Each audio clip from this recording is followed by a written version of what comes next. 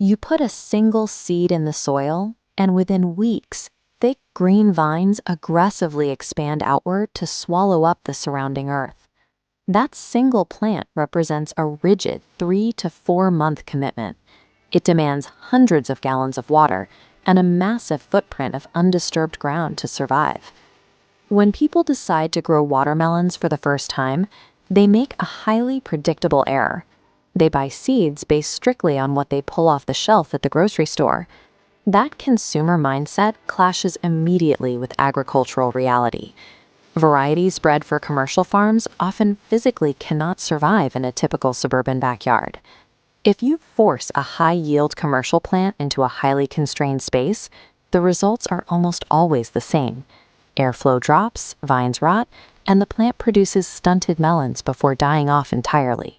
A successful harvest rarely comes down to a green thumb. Growing watermelons is an exercise in strict resource allocation.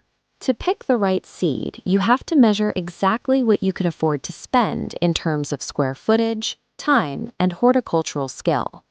This flowchart starts with your most rigid constraint, available square footage.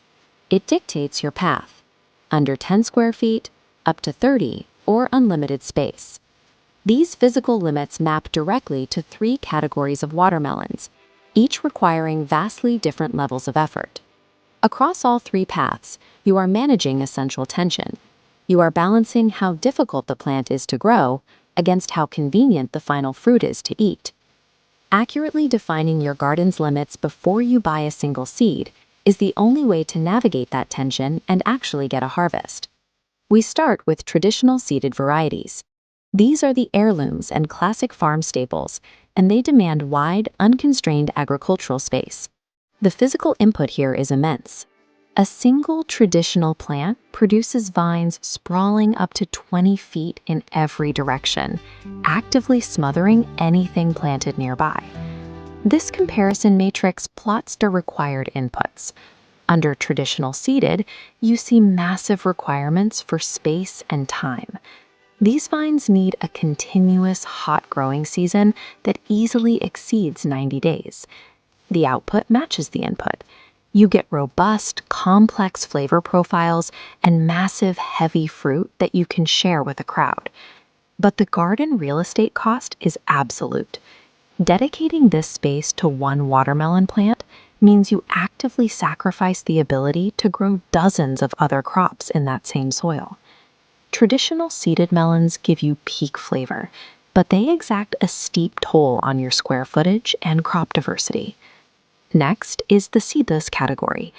This is what dominates modern grocery stores and drives intense demand for families tired of spitting out seeds. But seedless watermelons rely on triploid genetics. It is a sterile, unnatural state, which makes the plant inherently hostile to being grown from scratch. The seeds themselves are highly expensive.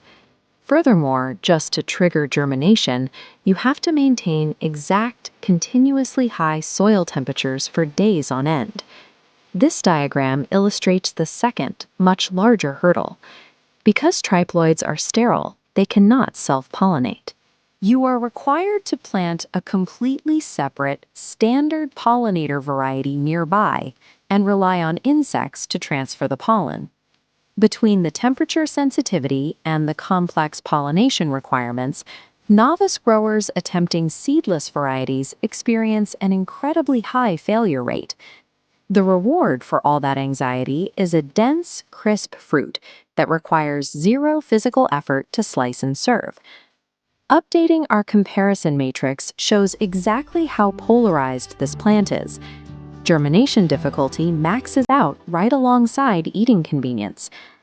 Seedless varieties do not eliminate the work of dealing with seeds.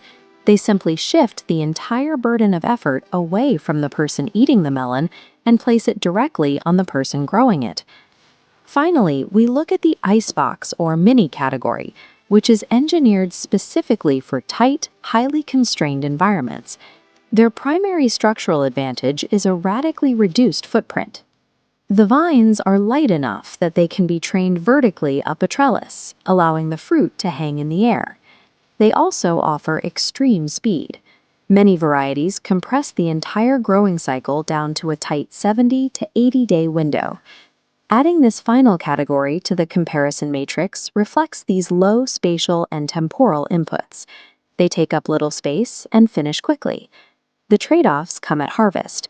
You get a much lower total volume of fruit per plant. Additionally, because they grow so fast, a heavy rain can cause the melons to split open if you aren't monitoring them daily. Icebox melons trade massive yields for spatial efficiency. You don't need acreage, but you do need vigilance. Looking at these plant types in isolation only tells half the story. We have to map them against each other to see the real trade-offs. This quadrant chart weighs the physical toll on the grower against the reward for the eater. Icebox varieties sit lower left. Low resource cost, modest convenience. Traditional seeded pushes far right. Massive resource cost, moderate convenience. Seedless sits alone upper right. Highest technical difficulty, peak eating convenience. There is no objectively perfect watermelon. There is only the specific variety that balances what you are willing to spend in the dirt against what you want to experience at the table. Choosing a seed comes entirely down to respecting the constraints of your garden reality. If you're a space-constrained optimizer living in a city, choose the Icebox variety. Trellising the vines vertically makes this the mathematically viable choice for tiny footprints. If you are a convenience maximizer trying to feed young children, take on the seedless triploid.